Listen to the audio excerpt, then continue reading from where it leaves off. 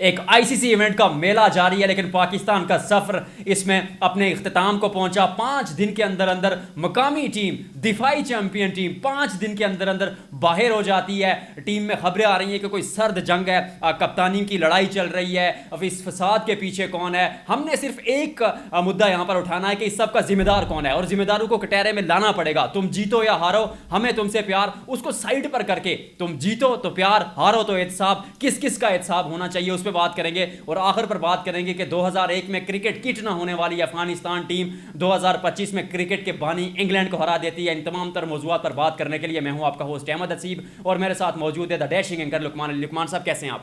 میں بالکل ٹھیک حسیب۔ سب سے پہلے تو آج جو آپ نے اپنے انٹرو میں کہا کہ پاکستان کا جو سفر تھا چیمپئنز ٹرافی میں، چیمپئنز ٹرافی ابھی جاری ہے، لیکن جو میزبان ملک ہے وہ آج باہر ہو گیا ہے۔ راولپنڈی میں میچ تھا، اور اس میچ میں ایک اچھی بات یہ ہوئی ہے، بارش کا شکریہ ادا کریں کہ بارش نے ایٹ لیسٹ کم از کم پاکستان کو 1 پوائنٹ دلوا دیا ہے۔ اگر بارش نہ ہوتی تو شاید آج جو پوائنٹس ٹیبل ہے اس پر پاکستان کے لیے ایک بھی پوائنٹ نہ ہوتا، تو سو آپ کو کہنا چاہیے کہ شکریہ بارش۔ اب میں آگے چلتا ہوں، جو آج حسیب نے بات کی ہے نا، حسیب آپ کہہ رہے ہیں کہ پاکستان کرکٹ کے اندر وہ کون سے لوگ ہیں، وہ سرد جنگ کیا اور وہ فسادی کون سے ہیں؟ جی 3 لوگ ہیں جو مین بیسک لڑائی چل رہی ہے۔ میں نہیں کہہ رہا، آپ ایک پوڈ کاسٹ ہے امام الحق صاحب کا جو اوپنر ہے پاکستان ٹیم کے، 1 سے 1.5 ماہ یا 3 سے 4-5 ہفتے پہلے ان کا پوڈ کاسٹ ہے، جو ابھی اسکواڈ میں بھی ہیں چیمپئنز ٹرافی کے۔ وہ یہ کہہ رہے ہیں، جب ان سے ایک سوال ہوتا ہے، اس بات کو آپ غور سے سنیے گا کہ میری بات پہ آپ کو یقین نہ ہو، کسی اور کی بات پر آپ کو یقین نہ ہو کہ لڑائی کیا تھی، اصل لڑائی آپ سنیے گا۔ ان سے سوال ہوتا ہے کہ ٹیم میں مختلف سوال ہوتے ہیں کہ فلاں کیا ہے، فلاں لیڈر کون ہے، اور وہ آگے سے ہنسنا شروع کر دیتے ہیں، ہنستے ہیں اور پھر کہتے ہیں لیڈر مطلب کیپٹن کون ہے، اصل کون ہے۔ وہ کہتے ہیں لیڈر تو کوئی نہیں، سب تو آپس میں لڑ رہے ہیں، لیڈر تو کوئی نہیں۔ بڑی بات۔ انہوں نے کہا سب آپس میں لڑ رہے ہیں، لیڈر مطلب سوال ہوتا ہے کیپٹن کون ہے، وہ کہتے ہیں سب آپس میں لڑ رہے ہیں۔ اس کا مطلب ہے کہ آپ کی ٹیم کے وہ پلیئر جن کو آپ نے اسکواڈ میں رکھا ہوا ہے، وہ بھی یہ بات کہہ رہے ہیں کہ ان کی لڑائیاں چل رہی ہیں، ٹیم کے اندر سب کی آپس میں لڑائیاں ہیں۔ وہ کہتے ہیں ہاں تھوڑا رضوان ہے، لیکن رضوان اس معاملے میں نہیں۔ وہ کہتے ہیں رضوان ایک کام کر لیتے ہیں کہ وہ نماز کے لیے سب کو بلا لیتے ہیں، ایک واٹس ایپ گروپ بنایا ہوا ہے، اس میں سب کو میسج کر دیتے ہیں، اور جس ہوٹل میں رہنا ہوتا ہے ہوٹل کی ارینجمنٹ اور اس میں وائٹ چادریں بچھانا، یہ وہ سارا کچھ وہ ارینج کروا لیتے ہیں وہاں پر۔ اور لیکن اس کے علاوہ انہوں نے یہ نہیں کہا کہ ان کے اندر لیڈرشپ کوالٹیز ہیں کرکٹ پوائنٹ آف ویو سے۔ نماز اچھی بات ہے، میرے لیے بہت مطلب رسپیکٹ ہے اور ساری چیزیں ہیں، لیکن ان کو جواب یہ دینا چاہیے تھا کہ کرکٹ پوائنٹ آف ویو سے بھی ان کے اندر لیڈرشپ کوالٹیز ہیں۔ لیکن امام نے بھی یہاں پر رضوان کی ایک طرح سے مخالفت آپ کہہ لیں کہ وہ بھی راضی نہیں تھے کہ ان کے اندر بھی ایسی کوالٹیز ہیں۔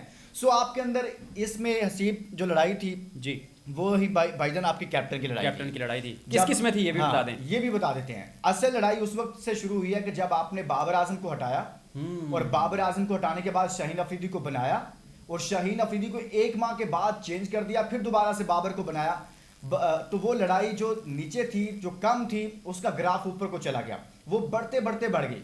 پھر آپ نے کیا کیا، آپ نے بابر کو بھی اڑا دیا اور اس کی جگہ پر آپ لے آئے رضوان کو۔ تو ابھی بھی سرد جنگ جاری ہے، اس میں شدت اب کہاں پہ آئی ہے، یہ آپ غور سے سنیے۔ آج چیمپئنز ٹرافی پاکستان کی ختم ہو گئی ہے، باقیوں کی ہماری نہیں ہے، اس لیے ہم آج آخر میں آپ کو یہ بتانا چاہتے ہیں کہ ہوا کیا ہے۔ اب جو اصل حسیب صاحب جو لڑائی ہوئی ہے نا، وہ یہ ہوئی ہے کہ جو سلیکشن کمیٹی ہے، سلیکشن کے اندر 13 میرا کی جو کہانی چلی ہے نا، ایک خوشدل شاہ صاحب کو رضوان نے شامل کروا لیا، ایک تیرا ایک میرا، اور ادھر سے 13 میرا ایک سلیکشن کمیٹی کی طرف سے کوئی آ گیا، مینجمنٹ کی طرف سے آ گیا، تو وہاں سے ہوئی ہے۔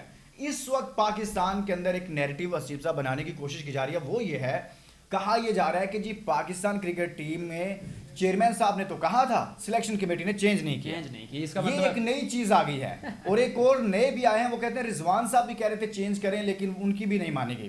بڑی بات ہے جی، یہ کیسے ہو سکتا ہے کہ رضوان صاحب کو چاہیے تھا پھر بول پڑتے نا، اس وقت بول پڑتے نا۔ اب ان باتوں کا کیا مقصد ہے؟ اب کیا مقصد ہے بھائی جان؟ اب آپ کے ہاتھ سے وہ ٹائم جا چکا ہے، آپ نے کرکٹ سیکھنی ہے، اور اس سیکھنے کے لیے آپ کو جانا پڑے گا افغانستان کے پاس۔ بڑی بات قسمتی والی بات ہے نا۔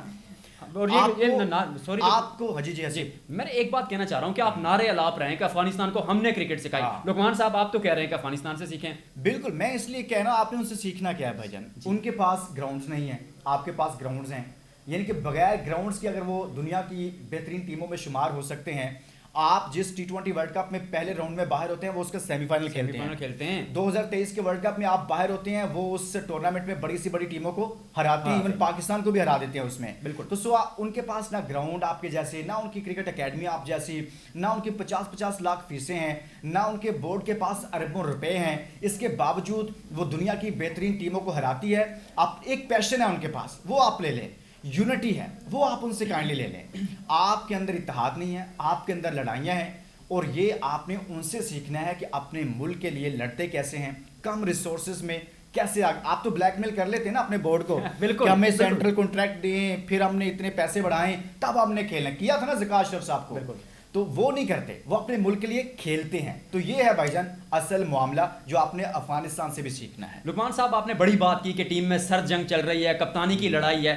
آپ مجھے یہ بتائیں کہ اگر بابر، رضوان، شاہین یہ اتنے سلیکٹرز کو کھا جاتے ہیں، یہ اپنے سینٹرل کانٹریکٹس بنوا لیتے ہیں، بورڈ کو بلیک میل کرتے ہیں، کھلاڑی گیم سے بڑے ہو جاتے ہیں، تو اس سب کو ختم کیسے کیا جائے؟ حل کیا ہے اس کا؟ کیا کوئی بورڈ میں طاقت ہے کہ ان کو ڈراپ کر سکے؟ بھائی جان پاکستان کی کرکٹ کو اگر بہتر کرنا ہے، اس چیز کو غور سے سنیے گا، 3 لوگوں سے پاکستان کو فی الحال 1 سال کے لیے کم از کم 1 سال کے لیے پاکستان کی کرکٹ کی بہتری کے لیے جان چھڑانا ہوگی.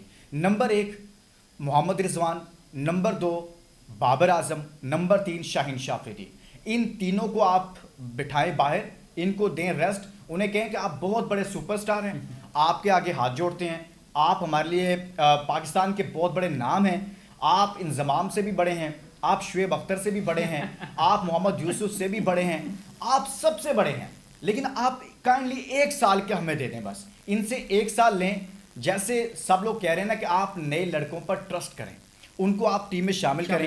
آپ نے جو بیسک کام کرنا ہے اپنی ٹیم سے فساد ختم کرنا ہے، اور فسادیوں کو سائڈ لائن کیے بغیر ختم نہیں ہو سکتا.